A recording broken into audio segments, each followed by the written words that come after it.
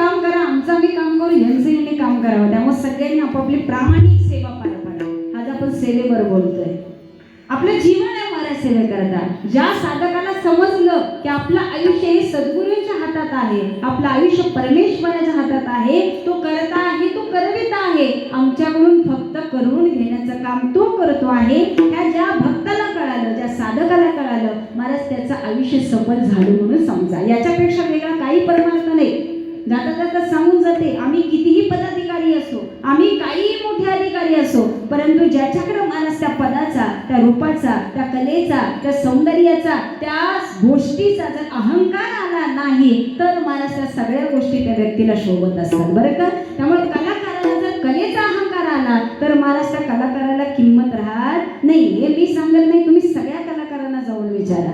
आम्ही जर माणूस म्हणून जगायचं असेल तर महाराज आमच्याकडे नम्रता पाहिजे, दीनता पाहिजे. म्हणून ज्ञानोबर आहे, तुकोबर आहे, माझ्या सर्व साधू संतांनी आम्हाला एकच शिकवण दिली, अरे कितीही टोकाचा परमार्थ करा, परंतु देवाला आपलंसं म्हणण्यापेक्षा आणि भक्तीला आपलंसं करण्यापेक्षा वेगळा दुसरा काहीच परमार्थ नाही.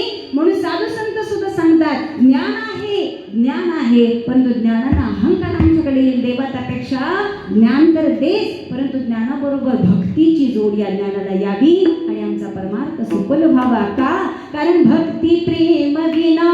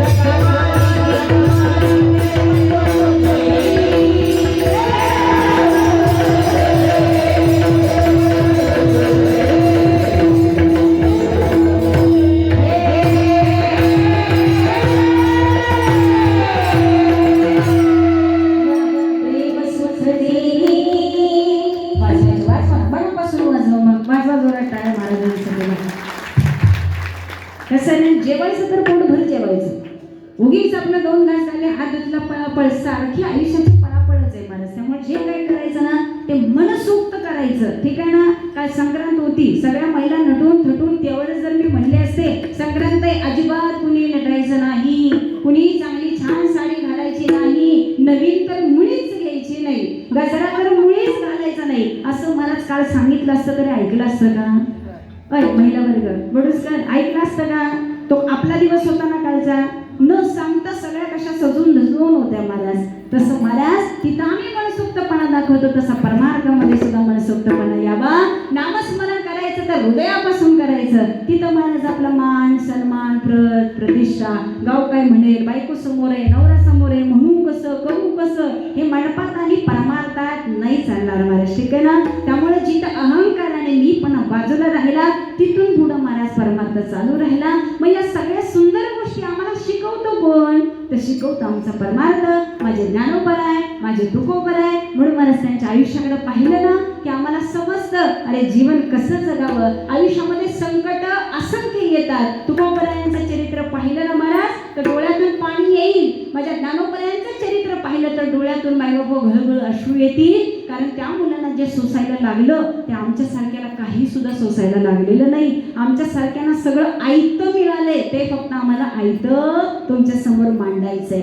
वडिलांनी आईने प्रॉपर्टी कमवून ठेवली. वडिलांची इच्छा असते फक्त जेवढं कमवलंय ना तेवढं लेकांना पुढे तेवढं चांगलं सांभाळावं. ते जर पोरगं माईबाप घालायला निघालं आणि वडिलांनी मिळालेली प्रॉपर्टी जर घालवायच्या मार्गाला लागलं तर वडिलाला सुद्धा आनंद होत नाही. म्हणून माझ्या आई बापांना कमवून ठेवलंय. ज्ञानोबर आहे, तुकोबर आहे, आईवडिलांनी सगळं साठा करून ठेवलाय, फक्त आमच्यासारख्या मुलाबाळांनी ते फक्त चांगलं वापरायचे, त्याचा योग्य वापर करायचे आणि सुंदर आयुष्य जगून महाराज दुसऱ्याला सुद्धा सुंदर आयुष्य जगवायला शिकायचंय. हे आमचा वारकरी संप्रदाय शिकवतो. विठ्ठल विठ्ठल.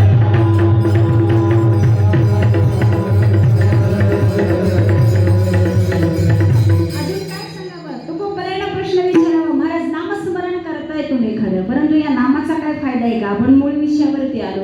तुम्ही करताय खरं, पण त्याच्यात काय फायदा आहे का?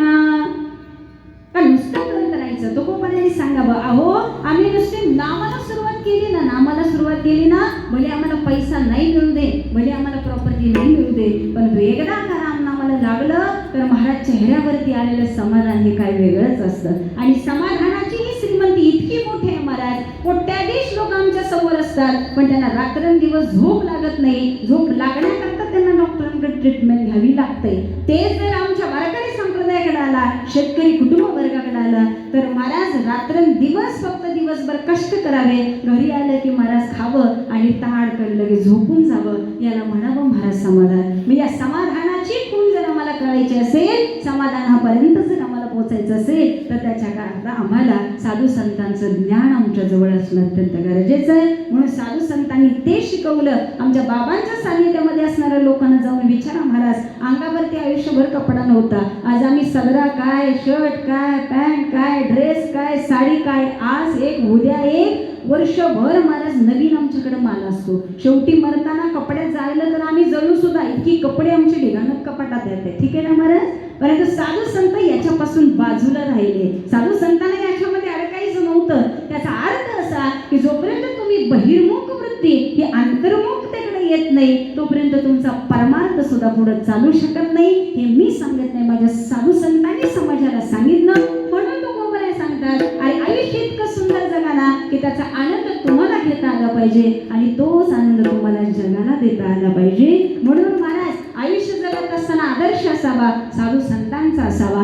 आदर्श असावा ज्याने आयुष्यामध्ये आपलं ध्येय प्राप्त केलं. म्हणून महाराज अशा लोकांच्या संगतीत जर आम्ही आलो ना, तर आमच्या आयुष्याचं सुद्धा कल्याण होतं. तुकोबाराय सांगतात, रात्रंदिवस नामस्मरण करत राहिलो, परंतु त्याचा इतका फायदा आमच्या आयुष्यामध्ये झाला की त्या फायद्याचं वर्णन आम्ही दुसऱ्या कशाशीही करू शकत नाही. म्हणून आम्ही आनंद घेतला आणि जगाला सुद्धा तेच सांगत राहिलो की अरे तुम्ही नामाशिवाय राहू नका. कारण आम्ही रात्रंदिवस एकच केलं. काय केलं?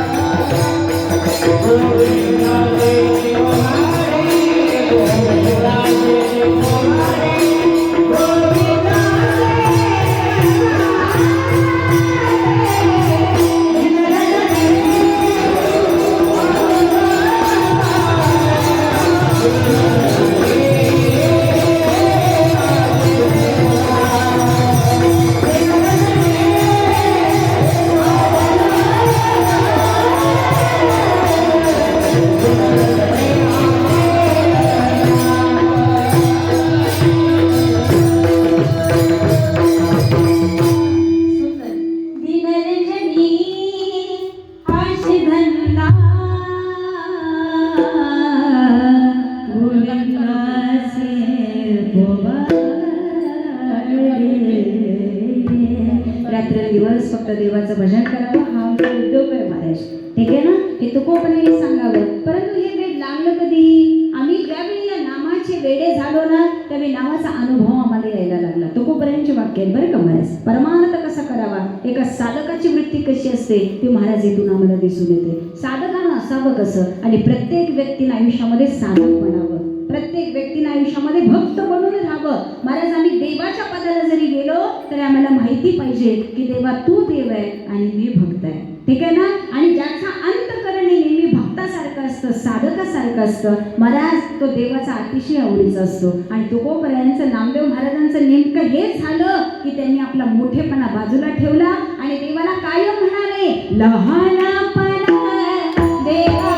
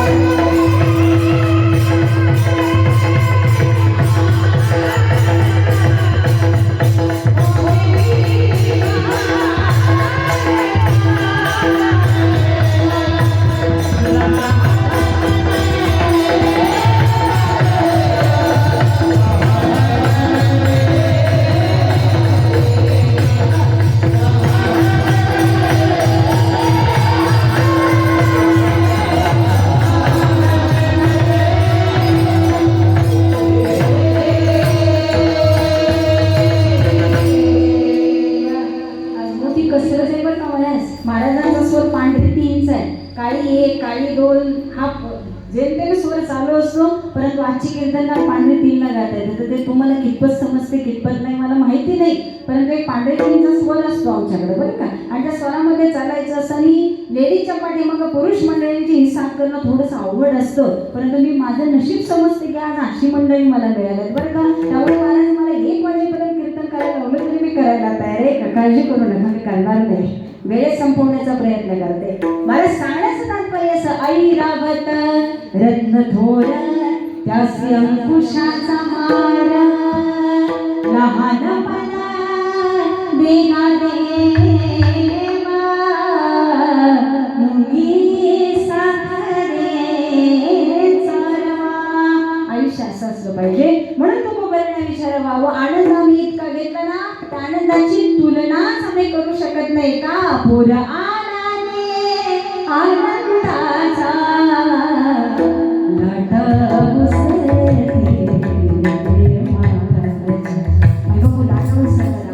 लाटाला नाही का. परंतु तुकोपर्यंतचा अनुभव आहे. म्हणून तुकोपर्यंत सांगा, हा आनंद आमच्या सुखाची प्राप्ती आमच्या आयुष्यामध्ये व्हावी. याला एकच कारण आहे, साधू संतांची संगती आणि माईबाप आवडत असलेलं देवाचं नामस्मरण. मग याचा सार एकच आहे की आता आयुष्यामध्ये आम्हाला छान संगती मिळाली, सुंदर असं आम्हाला ध्येय कळालं, आमचा आनंद कशामध्ये आहे हे आम्हाला कळालं. आता आम्ही जगालाही सांगू शकतो आणि देवाला सुद्धा आमची इच्छा व्यक्त करू शकतो. आम्हाला आशाची संगती द्या. अभंगाचं प्रथम चरण.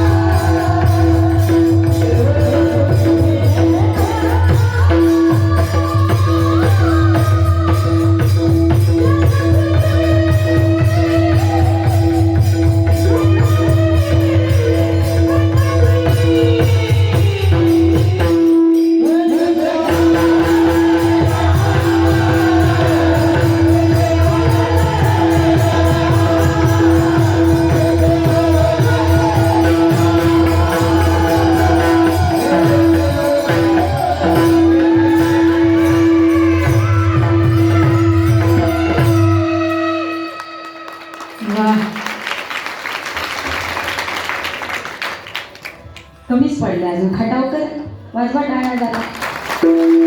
दुष्काळी भाग असल्यामुळे काय झालं, टाळ्याला आपण दुष्काळी नाही अजिबात आहे. आता भरपूर आहे पाणी. आमदार साहेब आपल्याकडे चांगली कृपा करणार आहेत आता, ठीक आहे ना. त्यामुळं आपल्याला नाही काय करता आलं हरकत नाही, परंतु मला दुसऱ्याचा आदर, दुसऱ्याचा मान, दुसऱ्याचा सन्मान एवढं जरी आपल्याला जेवढं जमता येईल ना तेवढं आपण करण्याचा प्रयत्न करावा. कारण स्तुती देवाला सुद्धा आवडते, स्तुती कुणाला आवडत नाही. मला काय आज सुंदर दिसते ग तू, एवढंच वाक्य ती दिसू दे नाही तर नाही दिसू दे, एक वाक्य त्या बिचारीला वापरलं तर तिचा आनंद गगनात मावत नाही महाराज, ठीक आहे ना. काय काम केलं तुम्ही बा, काय काम केलं एवढं म्हणलं तरी महाराज त्यांचे पाय जमिनीवर ठरत नाहीत अशी सुद्धा मंडळी समाजामध्ये बघायला मिळतात. मग खोटी स्तुती करण्यापेक्षा खऱ्याची खरी स्तुती करावी, ठीक आहे ना. आज बाप्पाच्या समोर आलं तर आम्ही सहज म्हटलं पाहिजे महाराज साष्टांग नमन हे माझे गौरी पुत्र विनायका भक्तीने स्मरणानित्या आयुगावात साधिती प्रथम नाम वक्रतुंड दुसरे गणपतीचं सुंदर समय बापू स्तुती सुरुवात केली. गणपती बाप्पाची सुद्धा कृपा आमच्यावरती होतेच होते महाराज. मग जर देवी देवता खुश होत असतील तर साधू संतांना खुश करायचं काही अवघड आहे का. पुन्हा मी माझ्या मूळ मुद्द्यावरती येते. आम्ही ज्याच्या संगतीमध्ये जाऊ महाराज आम्ही तसं होण्याचा प्रयत्न करत असतो आणि प्रयत्न करावा लागतच नाही. माईबाप हो मनानेच आम्ही तुझ्यासारखं होत असतो, ठीक आहे ना.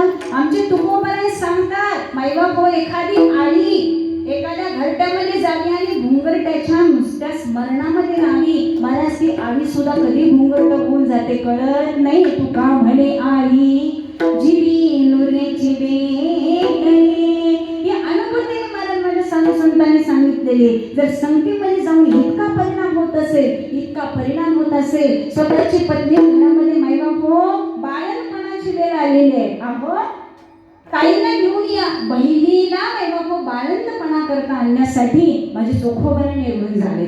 माईबाप वाटेमध्ये आमच्या माळकरी संप्रदायाची सुंदर अशी दिंडी पंढरपूरला निघालेली आहे आणि दिंडीमध्ये नुसता नामगजर चालू आहे, ठीक आहे ना. ज्ञान महाराज माझ्या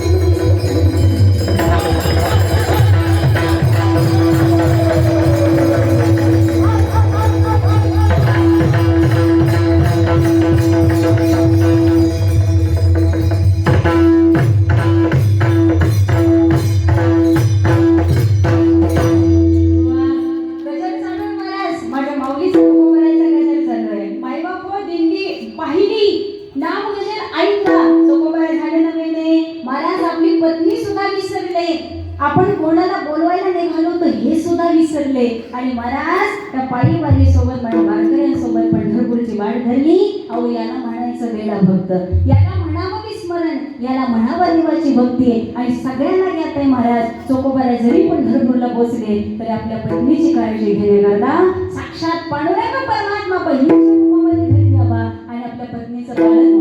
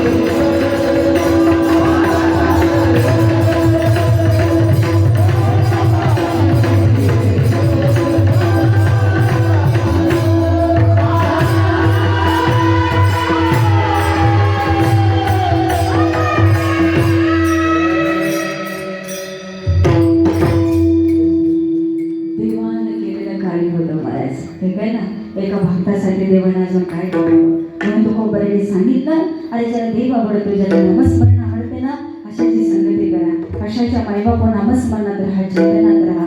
आणि एकदा का देव आवडायला लागलं ना की महाराज त्याला त्याच्याशिवाय राहत नाही. जसं खाणाऱ्याला पिणाऱ्याला जर त्याचं वेळ लागलं तर महाराज काही त्याच्याशिवाय राहू शकत नाही. मग तुम्ही अख्ख्या महाराष्ट्रभर त्याला फिरवून आला, सुटणाऱ्याचे सुटते, सुटणाऱ्याचे सुटते, अन्यथा आयुष्य गेलं तर महाराज त्या बाटलीमुळेच चिठ्ठीवर जाऊन सुद्धा झोपावं लागतं. ठीक आहे ना महाराज, सुटते त्याची सुटते. म्हणून जाता जाता सांगून जाते, एकदा का जर व्यसन लागलं तर व्यसनाचा जर अधीन मनुष्य गेला तर त्याच्यातनं बाहेर येणं अत्यंत अवघड आहे, आणि जर आला तर पुन्हा त्याच्यात जाणं खूप अवघड आहे. म्हणून मलाच व्यसन लागावं वेळ लागावं, परंतु देवाच्या नामाचं वेळ लागू द्या. तुमच्या आयुष्याचं कल्याण झाल्याशिवाय राहणार नाही. आणि मी जाता जाता सांगून जाते, इतकं नाम घ्या. नाम घेता घेता तुम्हाला मरण आलं तरी मेला तरी बेहतर, परंतु मुखामध्ये नामस्मरण येऊ द्या. मायबाप हो, जो जय घोष माझ्या वीर जवान ज्यावेळी शहीद होतो त्यावेळी त्या शहीदासाठी जो जय घोष असतो, जे महत्व त्याला असतं, तेच महत्व मायबाप एक भक्त ज्यावेळी जातो ना, त्या ताकदीचं महत्व त्या भक्तासाठी असतं. म्हणून महाराज फक्त आपलं आयुष्य समाजासाठी जगत असताना आपण नक्की काय कार्य करतो याचा विचार प्रत्येकाने करावा. सातारा जिल्ह्यामध्ये मायबाप 3 जवान शहीद झाले. ठीक आहे ना महाराज? आज देशासाठी आपलं जीवन जगण्याकरता ही मंडळी तिथं जात आहे, परंतु महाराज आयुष्य जगताना आपलं कुटुंब सुद्धा पाठीमागं वाऱ्यावर सोडलं जात आहे. हे आयुष्य ते जगतात खरं, परंतु आयुष्य जगत असताना आपल्या जीवावरती उदार होऊन देशाची सेवा करतायत महाराज. ठीक आहे ना? हे मेरे वतन के लोगों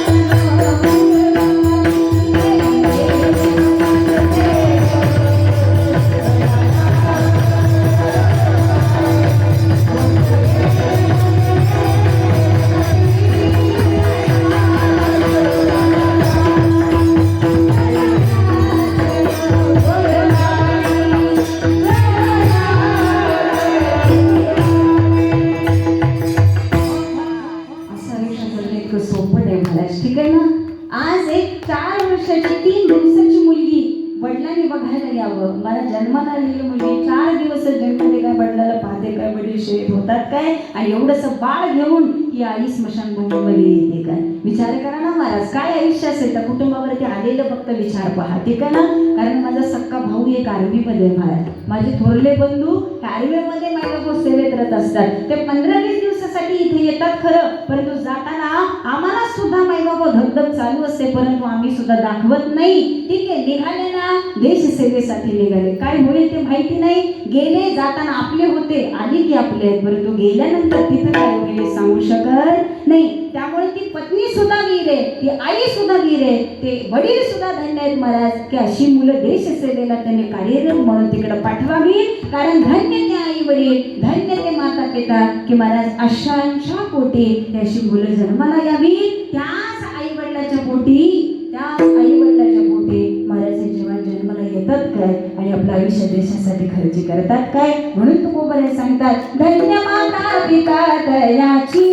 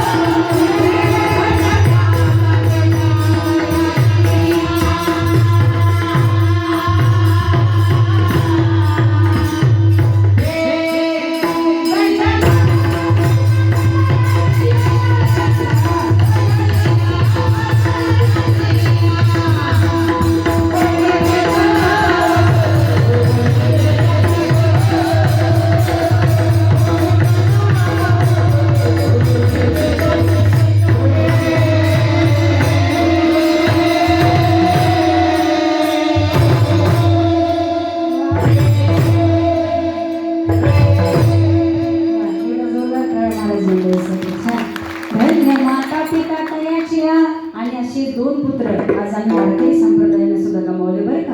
परभणी जिल्ह्यामध्ये 2 असे सुंदर मृदंगाचार्य कार्यक्रम संपल्यानंतर महाराज जाता जाता अपघात होतो काय आणि महिमापूर अपघातामध्ये जातात काय. लोक याचा आनंद घेतात, मृदंग छान वाजतोय, डोळ्याला लागतात. महाराज तुम्ही मेरी करून ठेवली बरं का आमच्या खटावची लोक, छान. आम्ही त्याचा आनंद घेतोय, परंतु महाराज त्याच्यामध्ये सुद्धा एक आत्मा आहे, त्याच्यामध्ये सुद्धा ताकद आहे. आज त्या नाग ब्रह्मावरती, त्या पक्वाजावरती मारायला सुद्धा अंगात ताकद लागते महाराज, ठीक आहे ना. आज आम्ही घरात बोललो तर आमच्या शब्दाची ताकद घरात चालत नाही. कानाखाली दिली तर महाराज कानाखाली द्यायच्या आधी आमचं पोरगच उलटून आम्हाला कधी मारेल, पप्पा कधी खाली पडले सांगू शकत नाही. आज आमच्यात तेवढा सुद्धा त्राण राहिलेला नाही महाराज. परंतु विचार करा, आज हा नाद घ्यायचा आहे, आनंद घ्यायचा आहे, परंतु त्या कलाकारांवरती आलेली वेळ ही समाजाने जाणून घेतली का महाराज. दुःख सगळ्याला आहे, आमच्या अख्ख्या सगळ्या वारकरी संप्रदायावरती मैबाप होतो, दुःखाचा डोंगर आहे. परंतु करणार काय, कोण काय करणार महाराज. कुणी काय केलं, 2 जण गेले ना महाराज. आज ते कुटुंब पाठीमागं वनवासी तसंच पडलं. घरातला एक अधिकारी पुरुष होता आणि त्या एका व्यक्तीवरती महाराज मागचं कुटुंब होतं. काही करू शकत नाही, काही करू शकत नाही. म्हणून जाता जाता सांगून जाते, कुणाची वेळ काही सांगता येत नाही. त्यामुळे आजचं कीर्तन झालेली मी उद्या राहते की नाही माझी सुद्धा गॅरंटी नाही. त्यामुळं आहे हा वेळ सार्थकी लावणं आणि मिळालेल्या वेळा क्षणात पटकन नामस्मरणाला लागणं, हे आमच्या साधू संतांनी आम्हाला शिकवलं. याच्यापेक्षा अजून वेगळं आम्हाला काय करायचंय. म्हणून नागबाबा सांगतात, आयुष्याची सार्थकता हे जरी न ऐकालं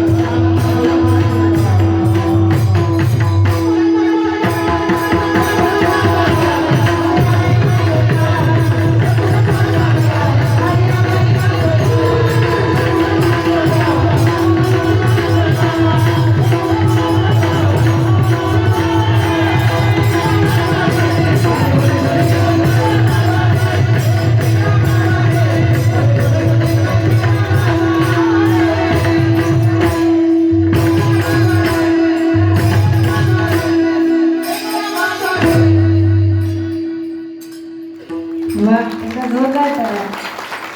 विशाल महाराजांना आनंद होतो का बऱ्याच. खूप छान. आज कैलास महाराजांची आठवण आली, आमच्या जगताप महाराजांची आठवण आली, विशाल महाराजांची सुद्धा आठवण झाली. खूप छान कार्य करतात महाराज वारकरी संप्रदायाचे. नाथबाबांचा पिंगळ महाराज, अजून वेगळं ज्ञान काय सांगायचं. म्हणून महाराज हे सांगत असताना आयुष्याचं सार ज्याला कळालं आणि ज्याला समजलं त्याला परमार्थशिवाय आपल्याला पर्याय नाही, नामस्मरणाशिवाय राहता कामाचं नाही. हे वैयक्तिक मी काहीच सांगत नाही, हे माझ्या साधू संतांनी आधी लिहून ठेवलेलं आहे, साधू संतांनी जगाला सांगितलेलं आहे. फक्त ते रिपिटेशन करायचं काम आमच्याकडून होत आहे. ठीक आहे ना. म्हणून लोक मला सांगतात आयुष्य सुंदर जगा, आमच्या आता एकच इच्छा आहे आणि ती देवाला पूर्ण करावीच लागे. अभंगाचं द्वितीय चरण.